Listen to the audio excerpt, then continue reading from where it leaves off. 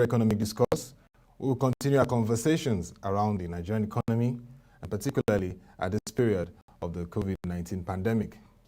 We'll be discussing the COVID-19 pandemic and the pathway for Nigerian economy. With me to take this conversation further is Dr. Boniface Chizia, CEO of BIC Consultancy. Also here with me in the studio is Mr. Bosun Omofaye, financial analyst and CEO of Frontier Africa Reports. Good morning. Good morning to you, Bosun. Thanks for having me. Yes. As you all know, the lockdown has been extended by the President. In his address yesterday, President Muhammadu Buhari announced the extension of the lockdown for another 14 days, covering Lagos, FCT Abuja, and Ogun states. You're also aware that several states across the country have taken measures in terms of lockdowns to ensure that the COVID-19 pandemic is mitigated and doesn't spread or cause an outbreak. So we begin the conversation. Dr. Boniface Chizia, nice to have you, sir. Can you hear me, Dr. Boniface Chizia?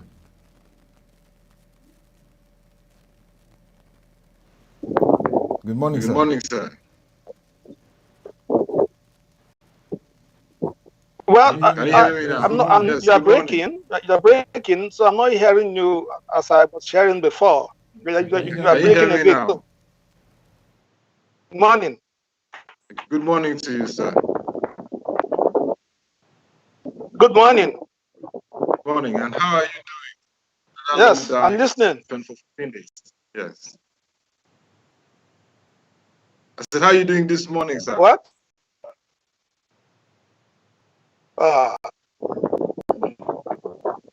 Can you hear me now? Good morning. Yes. Well, it's breaking a bit, but yeah.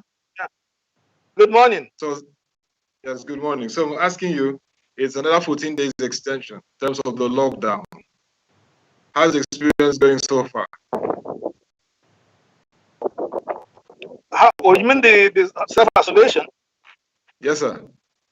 Well, self-isolation is going well. We don't have too much problems in the sense that most of us, our life is desk-bound. And so the only thing that's affecting us is being able to go out and go to some social centers. Otherwise, for us, it's we're at home. We are on home ground, as it were. Okay, sir. Now, let's look at the president's speech. And one major thing he said was the need now to integrate the Presidential Economic Advisory Council and also integrate the Economic Sustainability Committee chaired by the Vice President, Professor Yemi Osibanjo, and then several key ministers like the Minister for Communication and Digital Economy, Education, Science and Technology, Finance, Budget and National Planning to look at Nigeria's economy within the COVID-19 challenge. What are your thoughts around the need at this point to have a central economic planning strategy? Is it not time we have that, provide proper signaling and synchronize activities to give us a pathway for development amidst this challenging phase? Well, if you ask me, I think that it's fine. We are thinking about this. It's fine that, but I think that the situation is still in a flux. And so if it's still in a flux, it's going to be difficult for you to begin to exactly do some plans. But it's good to start thinking ahead. But I think that, as you know, in this environment, the challenge we have is not putting plans together. The challenge we have is being able to implement those plans. But I think that is good. At least even the world out there will see us and think that these are serious persons and that they are thinking ahead. And so what do you anticipate in this regard in terms of strategy? Because you can see that globally, fiscal and monetary measures are being taken, for example, in the US, in the UK, down to Canada, to stabilize situations and ensure that the citizens feel much more insulated from the challenges of the pandemic. So in this regard, what would you be expecting from this coordination and policy strategy for Nigeria? Well, if you ask me, I think that we're having too many committees. If you're not careful, they're going to end up working at cross purposes. But I think that the first thing that we can say is that this pandemic has obviously made all of us to pull in the same direction. It's open secret that one of the problems we've had in this environment is the fact that the monetary policy and fiscal authorities have not always gone in the same direction. I think that's one. So this one happening, all of us are pulling in the same direction. We have a common enemy, which is COVID-19, and so we are trying to fight it. But then you talk about our expectations for the economy. I think that obviously we know that we are going to end this year. That the growth rate in this year is going to be definitely, if you make 1%, I don't see where it's going to come from. So we're going to have this year, certainly we're going to have a recession this year.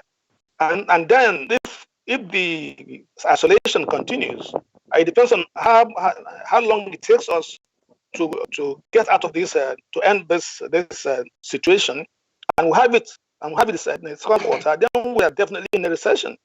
So I think that the economy is going to recess, and there's going to be crisis everywhere. We are pumping that lots of quantitative easing. Central bank is printing money and pouring into the system. And so inflation rate that's already at 12% is going to spike. I think that we find that the rates might go up to 13, 14%. And so, and when you now bring that and you align that with the fact that our interest rates are not positive in real terms, and so you put your money in a savings account and you're being paid 4%, whilst the inflation rate is 14. Then that's not good music, to those bank customers that have monies and we want to save. Now, employment opportunities, we can't be talking about that now because you have shut down, and what the authorities should be doing essentially now is to see how they can have some maintenance. So we talk of palliatives, but these palliatives have not been extended, to the private sector. I think that we should also be thinking largely and begin to see how we can begin to think of this economy after this pandemic. When you talk about palliatives, it's very important because the citizens will really need to ensure that this whole lockdown measure, which is in the best interest, the president said, it's going to be difficult, but it's for our common good to avoid an outbreak of the pandemic. Can you break down in terms of what you're talking about palliatives for the private sector? Well, you have palliatives.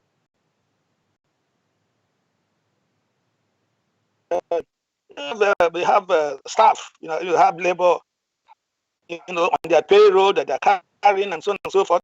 For us, this is strange in this environment. But in some places, the government could step in and encourage the companies not to lay off the staff.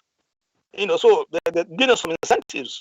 So it could be tax incentives, it could be direct money transfers and so on and so forth.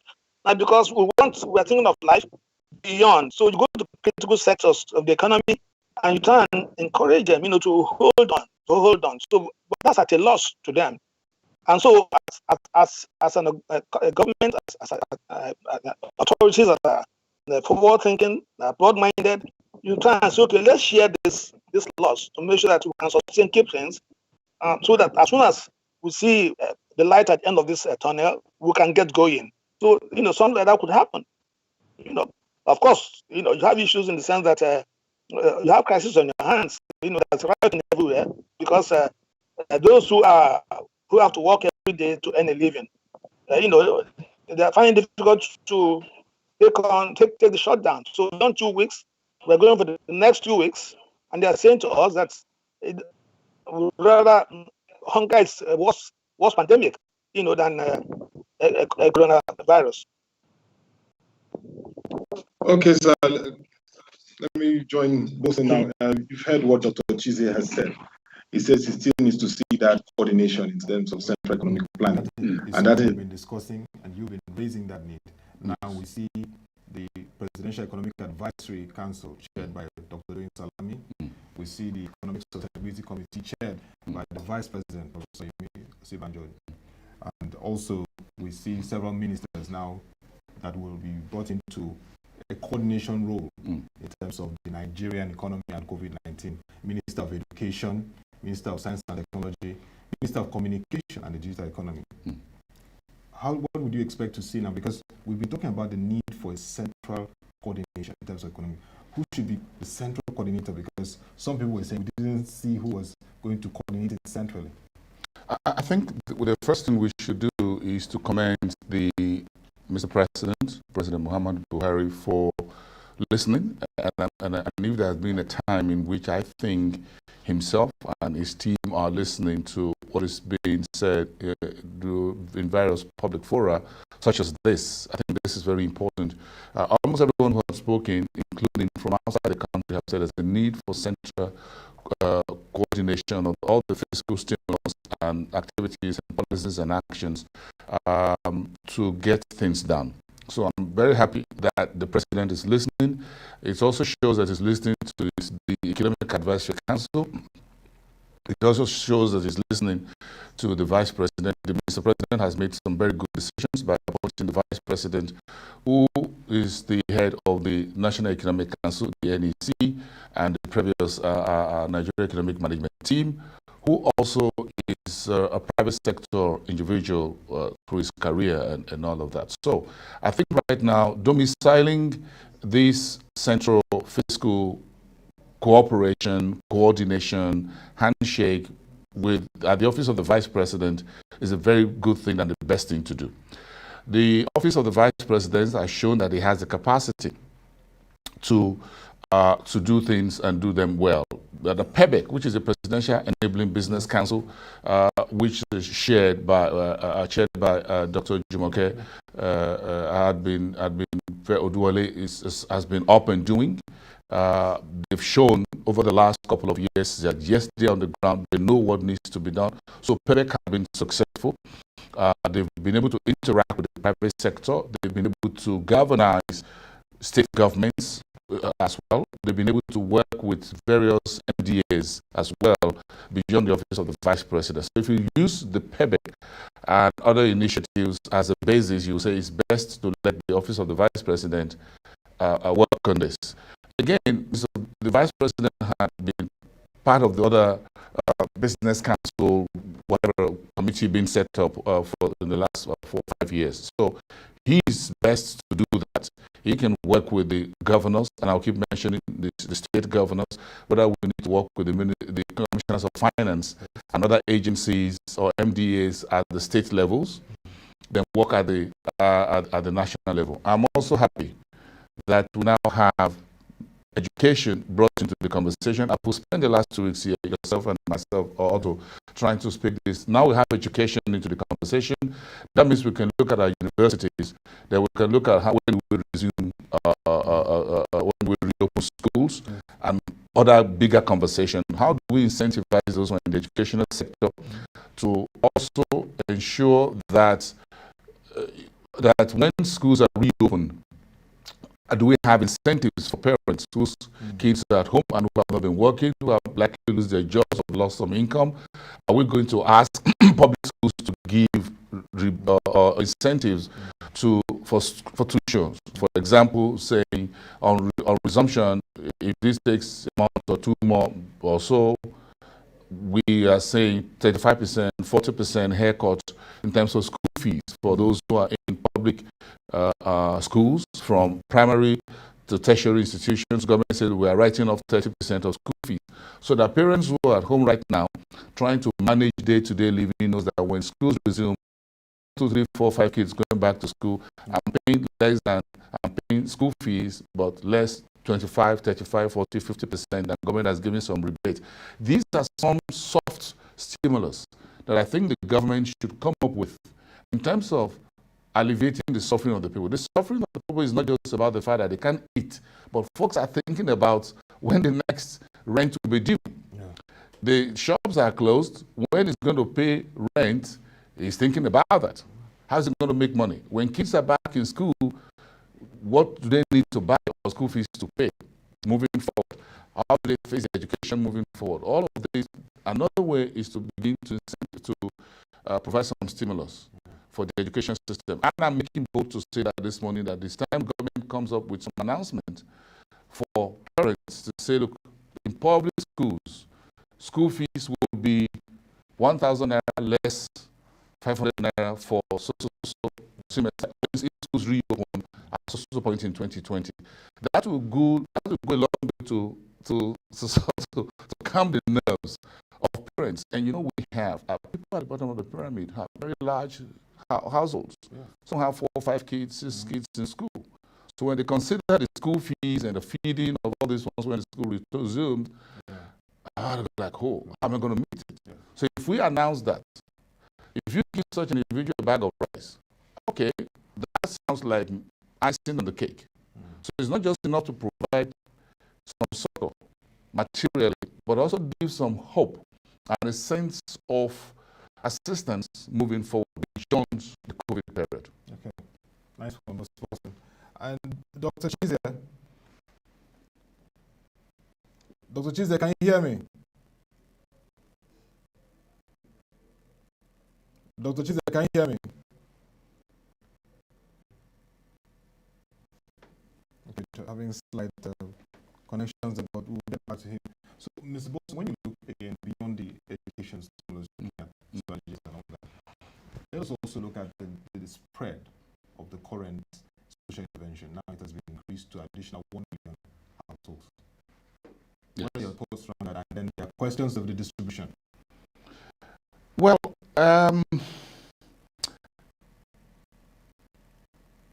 I think that moving forward, we should have, let me try and retake that. We have the National Emergency Management Agency like NEMA. Okay. Which is now under the Ministry of Disaster Management and Humanitarian. Thank you. So if this is a disaster, and it is a disaster, it's a healthcare disaster, then we need to allow these agencies operate as they ought to be in different, as they operate in developed economies. So I think we should allow them handle relief materials. With due respect to the 36 state governors, distributing relief materials to state governments, I have a little bit of apprehension about it.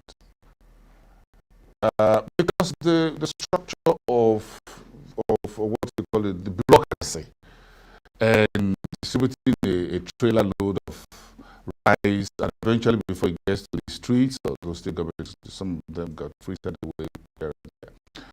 I think we should set up across each 36 states and the FCT a very strong disaster relief management agency moving forward. So that if we're taking XY number of food materials, rice, beans, maize, millet, sorghum, whatever, out of our strategic reserves, this agency will be the one that will go to the strategic reserves and take this food, give them the register, and let them distribute it, and not the state government. I would rather that this agency do the job of distributing these materials, again, because they are domiciled in each state, just like you have the State Electoral Commission that conducts elections in every state, so they have a register of voters in every state. So the Disaster Relief and Emergency Management Agency, whatever we call it moving forward, should be the one to handle the distribution of relief materials. Now, they're going to be like the Red Cross or the Salvation Army. They have their own uniform, they have their own vehicles, they are empowered to handle matters of this nature. You have it in China. You don't just give food and say, we have one trailer of food, let every governor step forward, carry your own bag and go and distribute it. No. Let's have a central federal government agency that is responsible for disaster of this nature. That does not take away what the various state governments can do and are doing on their own. Yeah. But when you see the blue helmets or the Red Cross or the Sans Frontier, you see, they go across borders. So we should have such an agency. Now, we've had, at least in the last 10 years or so, 2 major flood disasters across the country. The first one I remember very well was in 2012. And I think about 2 years ago or so, the 2012 was more brutal. You have farmlands, crops, whatever, destroyed, rail lines and homes. Now, it is this agency, this disaster relief management agency, that is at the forefront of alleviating the suffering of the people. And this time around, it should not be different. Yes. So if we are taking food, items, materials out of strategic reserves, we should let this national agency handle it. But let every state governor also add on top of that and distribute as they may want to. But it should be the job of the federal government to reach out, and I don't think that is too much. If we are receiving relief, for example, from other countries, perhaps in other situations in which an XY country says, Nigeria, we're sending you 5 plane loads of XY, milk, sugar, honey, whatever, for baby food and whatever, this agency should take custody of it right from the airport and distribute it across the 36 states. Because they will have their own warehouses, okay, and stores through which they, manned by soldiers and security agencies, so that folks will come at night and attack them. Then they can distribute. That for me is a little bit more the way we should go, rather than just say, well, we do a few. 3.6 million now, based on what Mr. President says is good, and then another 1 million for those who are most vulnerable. Every Nigerian feels is vulnerable. So let's be very clear here. Every Nigerian is vulnerable, to be more precise. Okay. So every Nigerian is vulnerable one way or the other. The level of vulnerability is different. Let me get to Dr. Chizia, who covers that. Thank you. So Dr. Chizia, Can you hear me now? All right. Yes, so I try to hear what Chris was saying. Yes. Yeah. Yes. So Yes, in terms of palliatives and so on and so forth. yes, yes. So what your thoughts on So I was this? going to ask something about the palliatives. Yes. Now we have a limited policy Can I ask? options. Uh-huh.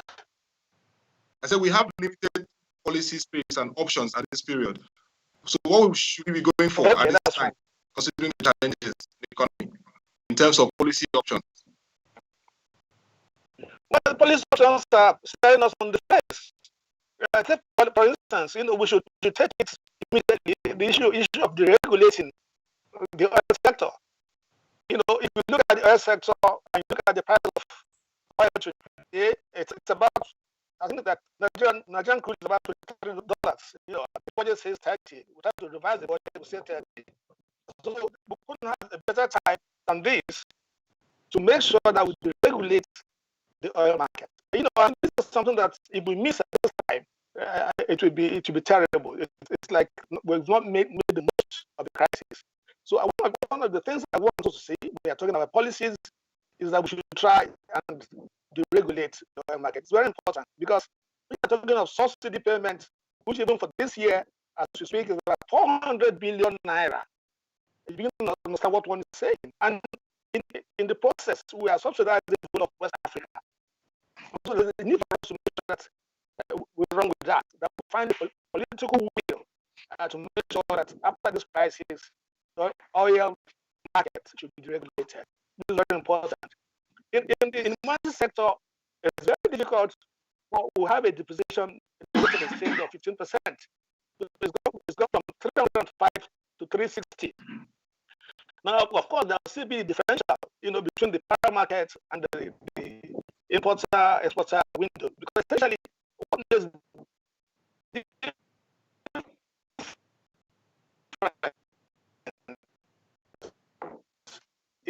and we want to arrive. I don't know if that's realistic for us to have the rates to be unified. We have one rate of foreign exchange in this country. Obviously, again, if we can take that from this crisis, that would be wonderful. But I think also that with what's happening now, we have to be a bit more careful with our predictions of expenses and so on and so forth. When you budget $500 million to utilize NTA, and then you budget over what it costs us to build National Assembly, to renovate. And those are areas I think that we need to, like I said in the paper I did sent out yesterday. Unfortunately, the benefits of having the budget year coincide with calendar year, which most of us look forward to, that benefit has not been deferred.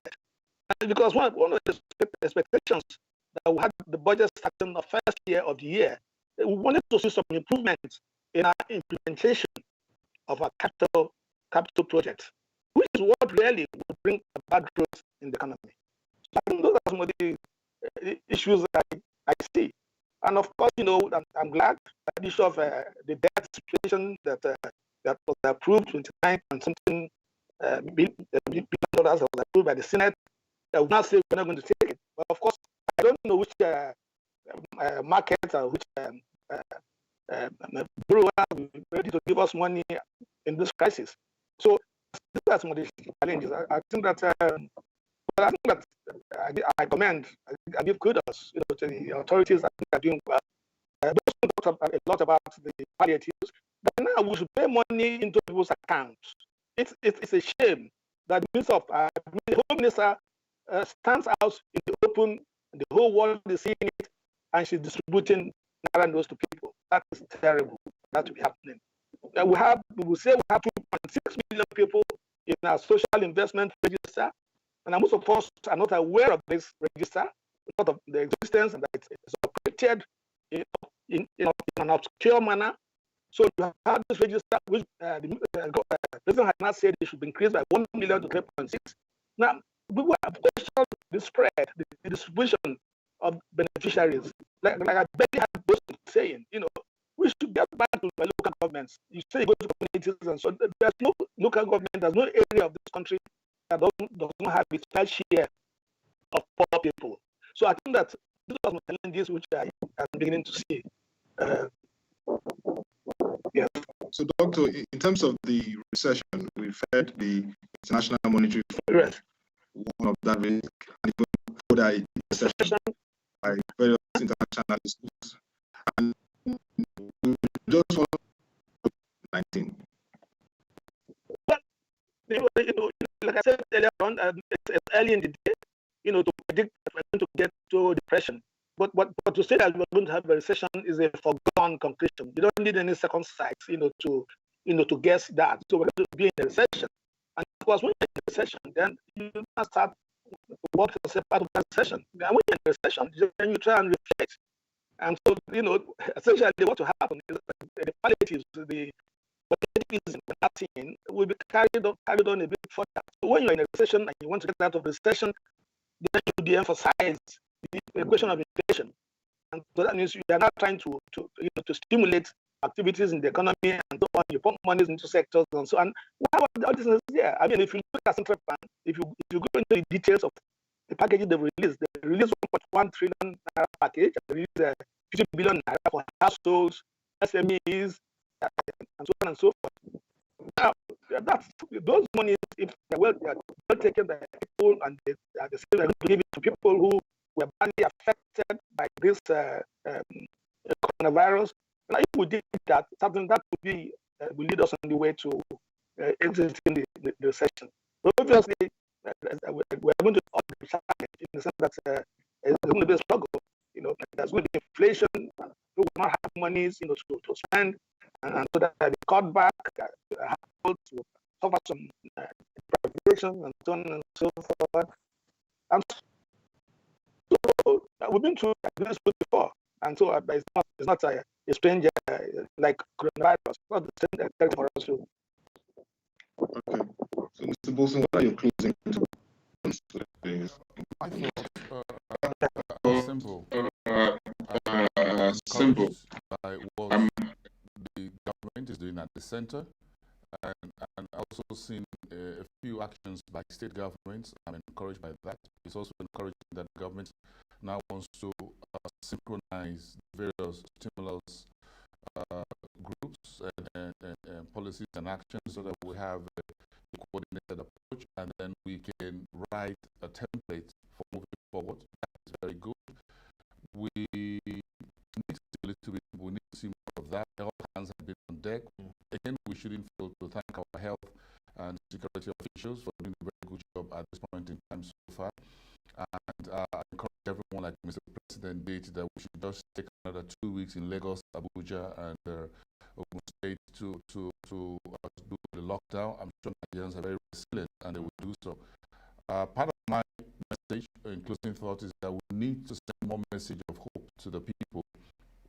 Mr. President sounded that, but now that we have an expanded community or group with some MDAs community, we should look for other non-cash based incentives or stimulus that we can announce moving forward, like for the schools, for parents who will be thinking about kids getting back to school and all that. If there are other areas in which we can work, that would be good. I was encouraged yesterday that Lagos Chamber of Commerce and Industry sent out a presser on their own thoughts on what should be done. The private sector is coming up. I like that. I want to see more from Nasima and NECA and others, and other chambers of commerce in Abuja, Port Harcourt, Enugu, Kaduna, and the rest of them. But again, where the markets are reopening today, we had a 1.37% gain last week at the stock market, at the stock exchange. That was good enough. I'm sure it's also good news that the central bank has clarified 10,000 should pay. Some mischief makers are just always around the corner, by the way. So it's also good that the central bank clarified that and provide some measure of clarity and confidence and trust in the process to the people. I think those are my thoughts at this point, and I wish everyone well, to stay safe, and try to hope to hold the hope very high despite this pandemic. Yeah. So Jesus, what are your closing thoughts? Another 2 weeks lockdown is going to be a challenging phase. What are your thoughts for the economy and the citizens? Your closing thoughts. Another 2 weeks lockdown is a challenging phase. Yes, fine. My closing thoughts, I think that we have to aim not to open this to remove the lockdown across the federation. We shouldn't try and do that at the same point in time. It might be unrealistic to try and do that. Otherwise, we prolong the lockdown beyond what it should be. I believe that places like some schools and so on and so forth, where people are together and you can sanitize and keep them together, we should begin to look forward to begin to open those places gradually. There are also some states in this country where so far, the Sokoto state of Medjugorje, we have not heard of any case of infection. And so those such states, well, I don't suppose that they grant the halt, but then technically we should lift, get them to operate, and then maybe control leaving the states and coming back, entry and exit, and put controls in places. Now, I'm glad that the president has said that we're going to have isolation centers, the borders, and so on and so forth. If we did that earlier, people come in, they're quarantined. Ghana did that. So you fly in, as soon as you fly in, they take you into a hotel. At the expense of the state. And I said all these problems. Our big men were coming back into this country, and we are refusing to be taken at the airports, at the borders, and so on and so forth. So there's a need for us to make sure that we need to make sure that, like, you have to you break the door, before the house goes away. So we put controls at the borders and so on and so forth. As we look forward, otherwise it's going to balloon. It was 131 when we started. Now it's 323 or so in infected cases. It was in 12 states. Now it's in 20 states. We had 2 deaths when we started end of March. Now we have 10.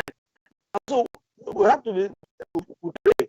Somehow I think we've done very well in terms of the fatalities, so that if the deaths don't increase and so on, and we're able to manage it, now probably by the end of the next 14 days, we'll be able to do something about it. We should also try and introduce soup kitchen. These urchins, they get this money, palliatives, they get it, and they go back to take drugs.